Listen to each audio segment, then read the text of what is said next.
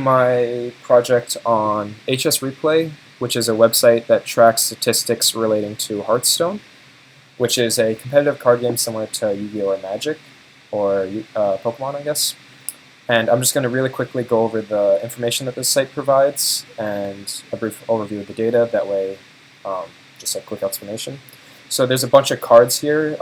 So on this page, there's 1,200, which are all the cards released in the last 2 years. And there's a bunch of data here relating to how popular the card is and how well it performs. So like deck win rate might be like how good it performs, or like played win rate, which is over there. The percentage of decks that contain it would be like popularity or times played. And I'm going to be cross-referencing the names of these cards with the actual info on the cards, which I'm going to get through an API accessing the Hearthstone database. And so like here, this guy, there's a Hearthstone API where if you specify that endpoint, you'll get all the information about him, like his cost and his health and attack. And I'm going to be using these, both these websites, the API and HS Replay, in conjunction to do some analysis. So to first grab the data, I used Rvest on this website, and there's a bunch of, these are actually all cells. So this is cell 1, this is cell 2, this is cell 3 onwards up to 6, so there's 6 columns. And then it starts at 7 over here, so I did some math just to grab each value and put those into a data frame. So I did the column number plus 6 times the row number. And I ran this in this R script, so I'll go through my R code while I'm in this video. I did that here and ran that to get all 1,200 cards on that website. And I guess some feedback that I like to have is if there's any way to speed this up, because this actually took 3 hours. But once I got this, all this data on this website, including these names, I also took all these names, so all these card names in order, and fed them into this API to get all of the these statistics for the card, which I did in a Python script here. So this just makes a request off a specific card, and then I grab all the values and then export that as a CSV file. So now that I have all my data, so that's all this data on this website and from each card listed here, let's just take a look at what this looks like. So here's the one. This is the data from the API. So here you see all the different card names and their other data around it. This would be my child data, and then I have from the website HS Replay, I have this data. I don't think it's that one. That one is not good. All right, it's this one. That one was all it is. So here we just see all the 6 columns that we saw in the previous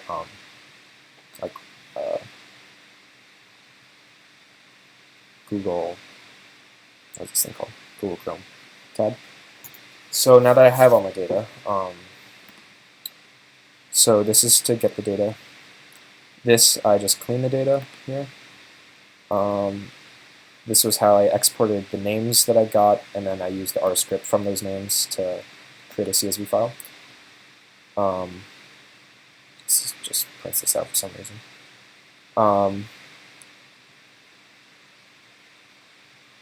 And here I have the child table and the parent table, and then I just do some more cleaning on that. So here I'm just going to look at just the distribution of the different 6 columns, just to see if they're as expected. So for example, win rate. Win rate's very close to, is probably the most close to standard deviation of these, because generally people win around 50% of the time, regardless of the card. And then obviously there's the outliers where people want to like have fun and they don't care about winning. But then this is a histogram of how much a card is played, or how many cards are like, yeah, just how much a card is played. So like really good cards are going to be around here, but the ones that are played a lot are very few, and generally this is something that I expected. Most of the cards in Hearthstone are pretty terrible, so a lot of them are just unplayable. And you'll see that on times played, there's a lot of stuff that just isn't played, and then these are like near, like maybe like 3 or 4 cards. And then win rates, again, near 50%. So that's, we can see the stuff that should be standard deviation and what shouldn't be here. And here, I'm just going to do some more analyses. So this one, I looked at one of the statistics that every card has, which is what class can play the card. So I guess the equivalent in my Pokemon would be what type it would be. So here there's 9 types, and this one was neutral. I don't know why they're not labeled, but neutral can be played by anything, so it's obviously the most. And then after that was Mage right here, which 52 cards, and then this was Warrior, which isn't labeled, which has 29. So that's as expected as well, because anyone who plays the game knows that right now Warrior isn't in good state, but Mage is pretty good. And here I'm going to look at some correlation stuff. So I'm going to look at attack versus cost. So generally, if a card has higher attack, it should cost more, and that's exactly what we see. It's generally a positive correlation as I expect. So that's a like 0.47 correlation. And then another one similar is attack versus health. So as generally cards will cost like 4 and will have 4 attack, 4 health. Something that costs 3 will have 3 attack and 3 health generally. So as we see here, it's also a positive correlation, and this is even stronger than the last one. This is also as expected. And then there's some outliers here that cost like a bunch. So here I look at another, I do a scatter plot. In this case, I'm looking at something I wanted to find out was win rate of playing a card versus decks containing that card. So generally, something you would think is that if a card causes you to win a lot, so if like you win 80% of the times you play the card, then decks that contain that card should be good. And you do see that generally, that this is generally positive, but there's going to be, this affirmed also 2 of my suspicions that I expected going in. There's 2 outliers in this case. One is that there are cards that you won't play unless you're about to win, so I guess these are like finishers, I guess people call them, and these are represented by like this value and these ones, so these are generally really far right. If you're only going to play it when you win, so that's 90% of the time you're going to win when you play the card, but you don't win 90% of your games, and that makes sense. And then another case is stuff